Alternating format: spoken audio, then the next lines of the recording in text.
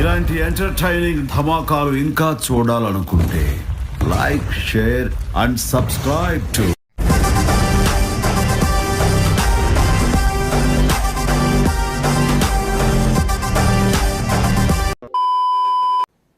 విజయవాడ లాంటి కార్పొరేషన్లో కూడా 49 స్థానాలు మనం చిటికలే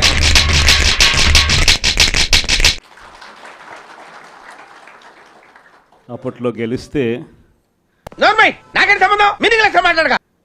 తెలుగుదేశం పార్టీ కూటమి వీళ్ళకు వచ్చిన స్థానాలు 14, కమ్యూనిస్టులకు వచ్చింది 1. ఈ 49 స్థానాలకు మనం గెలిస్తే 64కు గాను వాళ్ళకు కేవలం 14 స్థానాలు ఉన్నప్పటికీ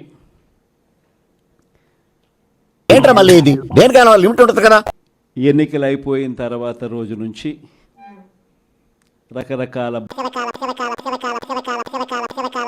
భయాలు, రకరకాల ప్రలోభాలు,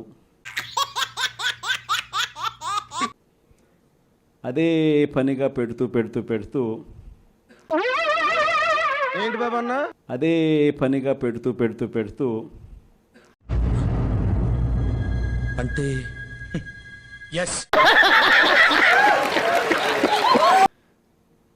ఒక 11 మందిని మాత్రం భయపెట్టో ప్రలోభాలు పెట్టో తీసుకోవడం జరిగింది.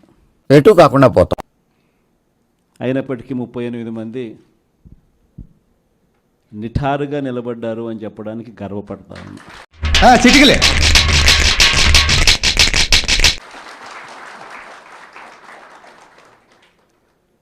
ఎందుకు ఈ మాట చెప్తా ఉన్నాను అని అంటే అని కారణం కూడా ఒకటే.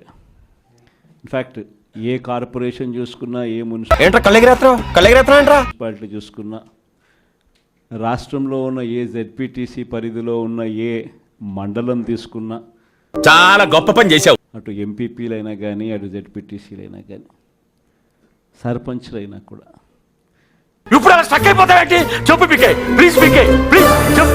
ఏది తీసుకున్నా కూడా ఎన్నికలు అయిపోయిన తర్వాత 3 సంవత్సరాల తర్వాత వెళ్ళి వాడిని అడగరా, గాల్లోంచి తీసి నీ చేతిలో పెడతాడు.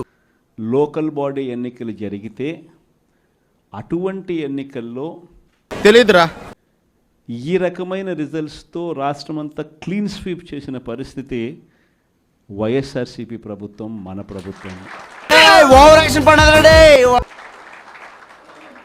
అంటే ప్రజల్లో ఏ రోజైనా కూడా తలెత్తుకొని పోగలిగాం.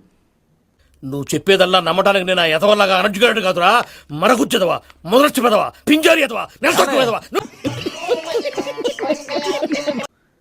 ప్రజలకు ఎన్నికల మేనిఫెస్టో అని చెప్పి ఏదైతే ఎన్నికల వేళ మనం ఏదైతే ఇచ్చామో మోస్ట్ ఎంటర్టైన్మెంట్ ఫీల్ అవుతున్నాడు, చూపించామో, ఏదైతే చూపించి మనం ఓట్లు అడిగామో, ఏంటి వాట్స్ అవర్ ప్రాబ్లం?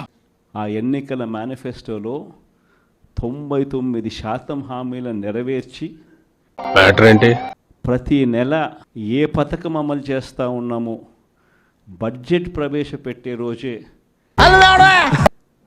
సంక్షేమానికి సంబంధించిన క్యాలెండర్ కూడా రిలీజ్ చేస్తూ, అవునా, ఇదిగో ఈ నెల ఈ పథకం, ఇదిగో ఈ నెల ఈ పథకం, ఇదిగో ఈ నెల ఈ పథకం అంటూ చెప్పు సార్, చెప్పవా, ఇదిగో ఈ నెల ఈ పథకం, ఇదిగో ఈ నెల ఈ పథకం, ఇదిగో ఈ నెల ఈ పథకం అంటూ